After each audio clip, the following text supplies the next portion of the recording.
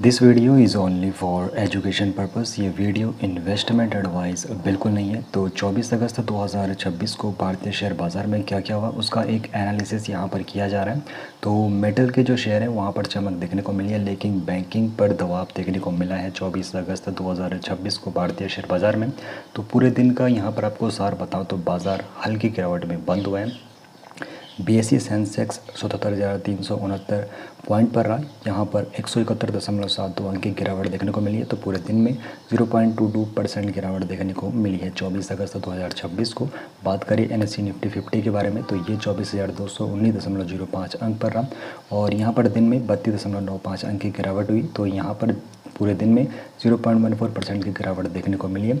सुबह यहाँ पे बढ़त देखने को मिली है, लेकिन दिन के अंत में प्रॉफिट बुकिंग और सावधान ग्लोबल सेंटीमेंट के कारण यहाँ पर जो गिरावट है वो देखने को मिली है। निफ्टी 24,200 के ऊपर बंद हुआ, इसलिए इसकी गिरावट सीमित रही। अब देखो यहाँ पर बाज़ार की चौड़ाई ने कमज़ोरी यहाँ पर जो दिखाई है, तो यहाँ पर निफ्टी मिड कैप 0.13% की बढ़ोतरी हुई है और निफ्टी स्मॉल कैप में 0.26% की गिरावट देखने को मिली है। तो सूचकांक की गिरावट सीमित रही, लेकिन ब्रॉडर मार्केट में गिरने वाले शेयरों की संख्या अधिक थी। अब यहाँ पर जो सेक्टर रोटेशन है यानी कि मेटल और रियल्टी आगे रहे, तो मजबूत प्रदर्शन यानी कि जो गेनर यहाँ पर कंपनियाँ रही जहाँ पर देखने को मिली है। मेटल्स यानी कि धातु वाली जो कंपनी है वहाँ पर ये इन्होंने अपनी बढ़त बनाई है। रियल्टी, IT सेक्टर और एनर्जी सेक्टर की जो कंपनी है तो वहाँ पर वो गेनर कंपनियाँ रही। और दबाव में जो यहाँ पर कंपनियाँ रही है 24 अगस्त 2026 को सरकारी बैंक हो गए, डिफेंस कंपनी हो गई, ऑटो कंपनी हो गई और सीमेंट कंपनियों में यहाँ पर गिरावट देखने को मिली है। तो निवेशकों ने व्यापक खरीदारी के बजाय चुनिंदा सेक्टरों पर ध्यान दिया और PSU बैंक में लगभग 1% की गिरावट भी देखने को मिली है। अब देखो जो शीर्ष गेनर्स थे तो मेटल शेयरों का दबदबा यहाँ पर रहा। एक बार आपको फिर से कहूँ, ये सिर्फ इन्फॉर्मेशन के पर्पज़ के लिए इन्वेस्टमेंट एडवाइस बिल्कुल नहीं है।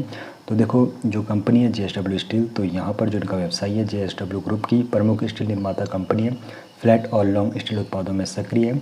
तो इनका जो NSE पर बंद भाव था 24 अगस्त 2026 को 1,327 रुपये पर था और यहाँ पर जो बदलाव है 2.57% की यहाँ पर बढ़ोतरी इनके शेयर प्राइस में देखने को मिली है।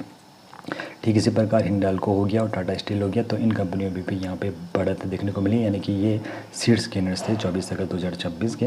अब जो यहाँ पर शीर्ष लूजर थे, वित्तीय और इंफ्रास्ट्रक्चर के शेयरों में दबाव देखने को मिला, जिसमें SBI लाइफ इंश्योरेंस हो गया जहाँ पर इनका जो शेयर प्राइस है 1.73% की गिरावट देखने को मिली है। अडानी पोर्ट्स एंड सेज हो गया, यहाँ पर भी 1.64% की गिरावट इनके शेयर प्राइस में देखने को मिली है। बजाज फाइनेंस हो गया, तो इनके शेयर में भी 1.64% की गिरावट देखने को मिली है। तो ये शीर्ष लूजर थे 24 अगस्त 2026 के।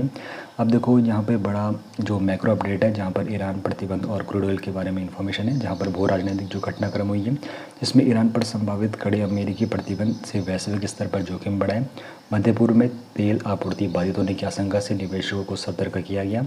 बाजार में इकोनॉमिक्स डे की चेतावनी का असर देखने को मिला। तो कच्चे तेल की जो कीमतें ब्रेंट क्रूड $92.60 पर BBL हो चुका है और WTI क्रूड 85.35 पर BBL ये डॉलर हो चुका है। तो भारत पर जो प्रभाव है तो आयात बिल यानी कि तेल की ऊंची कीमतें व्यापार घाटा बढ़ा सकती है और रुपया जो है मुद्रा मूल्य और घरेलू महंगाई पर दबाव की संभावना को बता रहा है।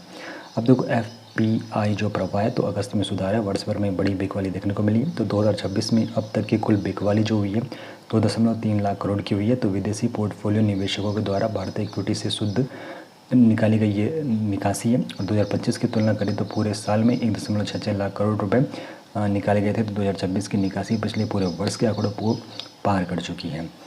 अब यहाँ पर निवेशकों के लिए जो मुख्य संकेत है, निफ्टी का यहाँ पे अहम स्तर है। तो निफ्टी 24,200 के ऊपर बंद होना निकट अवधि के लिए एक सकारात्मक तकनीकी संकेत भी देखने को मिल रहे हैं।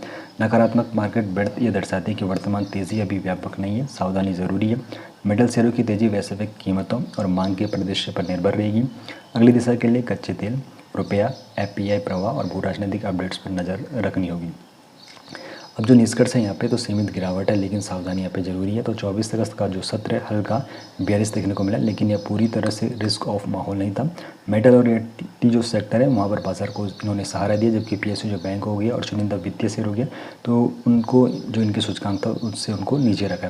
तो निगरानी की जो मुख्य बिंदु जिसमें क्रूड ऑयल एंड जो भारतीय करेंसी है तो कच्चे तेल की कीमत ₹2 की यहाँ पे चाल को देखने को इस पर निगरानी की ज़रूरत है। एफपीआई फ्लोज जो है तो विदेशी निवेशकों की निरंतर तो निवेश का ये रुख है।